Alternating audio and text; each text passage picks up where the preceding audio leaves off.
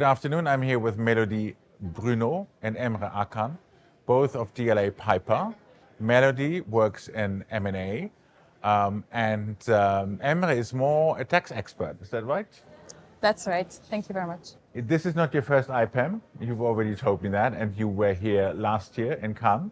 What are you seeing? How does it compare to last year? What were your expectations coming here? I mean, hopefully, you will say you are super excited, but anything in particular you want to mention? I think 2023 was a tough year in terms of deals, in terms of deal flow, in terms of capital raise. And what we observed this year is really clients and private equity players coming to feel the temperature a bit for the months to come. So we know that we are exiting a longer wait and see period of time. So there's a lot of chat about what's going to come up this year, when deals are going to resume. And people, I think in 2023 were a bit worried because of the geopolitical context, because of also the economic context. So it's really what we observed this year is the appetite of knowing more and when people or players are going to move. And I think it's a great opportunity also to meet your clients, meet clients that you work with already, potential GPs, LPs, and as Mélody said, to feel a bit the temperature about the coming year.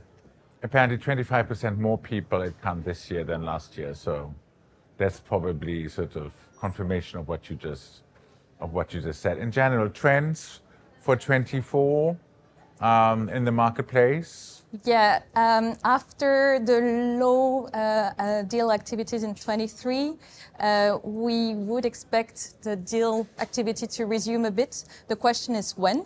But what we will expect is more complex structures, and this is what we have seen already in 2023. So more co-investments being put in place. And in terms of sectors, some are more in the spotlight than others. So we have seen, and we expect also to see deals in the health care sector, for example, in the tech as well, but also anything that has to do with the infrastructure and real assets. This was a trendy sector for last year, and we expect that to continue for the months to come. So you said more complex structures. Does that also mean more complex financing structures, or just more parties involved, as you said, with the co-investors? The way that deals are financed tend to change.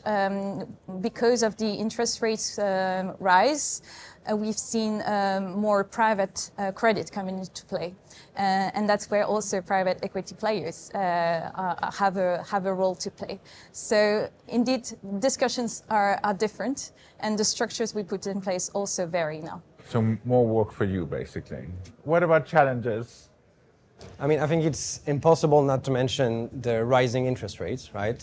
We say rising, but now let's see how it goes in March with the ECB and the Fed, what they will say. Yeah, nobody knows. Exactly. But I mean, expectations is that they will not rise, or at least maybe that it will go lower, we'll see. So hopefully the deal flow, will pick up. There's a huge trend, obviously, for ESG, more responsible investments. So that's a significant challenge for asset managers, how they will integrate that to their investment process. From a legal perspective, how they will deal with regulation, etc. So ESG, it's an opportunity, but at the same time, it can be a challenge as well. So there's a bit of education to be done on that side.